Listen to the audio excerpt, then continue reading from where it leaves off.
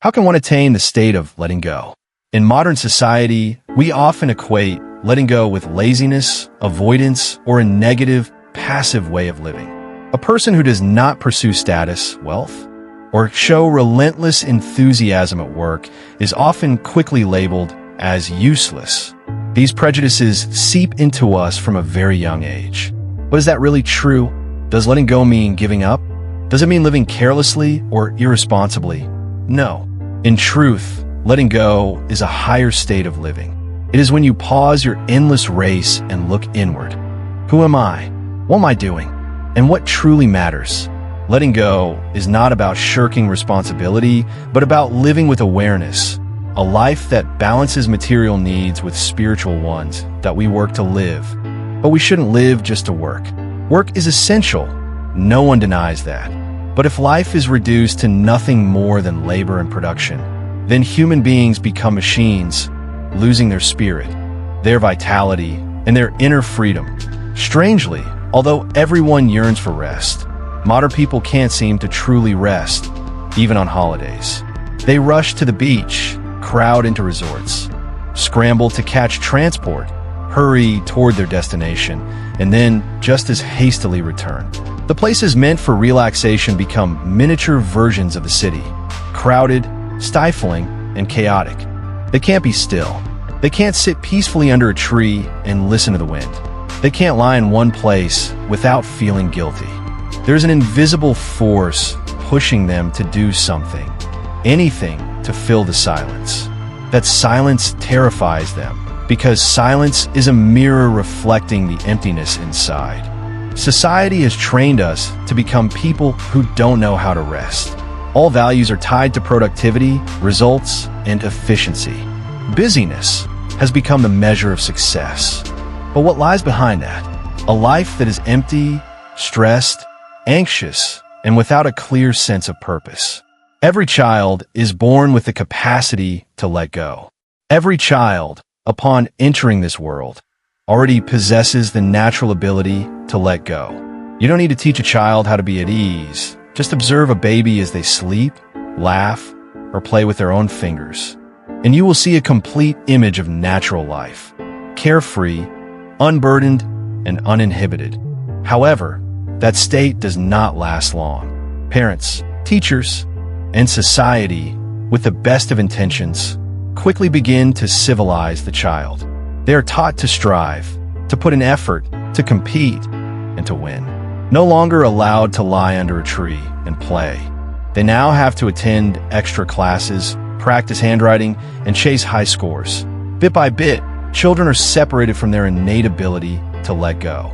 They learn to be tense, to worry, to push themselves, all to become adults who have themselves long forgotten what true ease feels like. In India, there was a villager who would lie down under a tree every day, watching workers and engineers construct a railway line. He would eat his lunch, take a nap, then leisurely walk away. One day, a British engineer approached and asked, "Why don't you work to earn some money?" The villager replied, "What would I do with that money? You could rest, but I'm already resting." That is a profound lesson. Our roundabout way of living, working hard all our lives in the hope of eventually resting, is nothing more than a vicious cycle. If you can be at ease right now and enjoy the present moment, then why sacrifice your entire life chasing after it?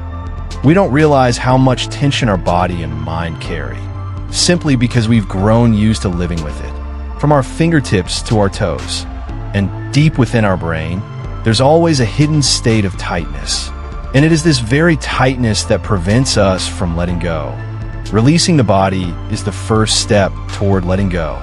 Before going to bed, lie down and observe your body. Listen to the areas that are tense in your legs, your arms, your abdomen, your forehead, and gently relax them. Don't force anything. Simply become aware and allow relaxation to happen naturally. The hands are especially important. Hands are extensions of the mind. If your right hand is tense, it's a sign your left brain is tense. If your left hand is tense, your right brain is tense. Relax your hands, and you'll notice your mind easing as well. When the body is at ease, The mind is already 90% liberated. Letting go is not something new. Letting go is not something new. It has been within you since the moment you were born.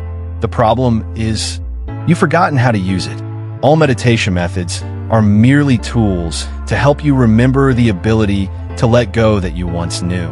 Letting go is instinct, the art of simple living. You once knew how to fall without getting hurt, like a child, like someone who's drunk. A child can run and jump all day without getting tired, without breaking a bone, because they're completely relaxed. A drunk person can fall without feeling pain because they don't resist. It is resistance, tension, that causes pain, not the fall itself. When you truly let go, when you no longer identify with the body, that is when you begin to feel your immortal essence. You become aware that you are something deeper, not the body, not emotions, not thoughts, but the one who is observing all of these. True religion is not the belief in a divine being. Religion is the awareness of the divine within yourself. And letting go is the simplest way to enter that state. No theories are needed, no rituals, no doctrines, only your ease, and you will know. Have you ever truly laughed? Not polite laughter, not social laughter, but a belly laugh, a laugh that comes from your whole being, a laugh so full that you forget everything. That kind of laughter is pure letting go. Children laugh like that, and their entire body vibrates with joy. In that laughter, there is no anxiety, no calculation, only life expressing itself. That is why laughter heals.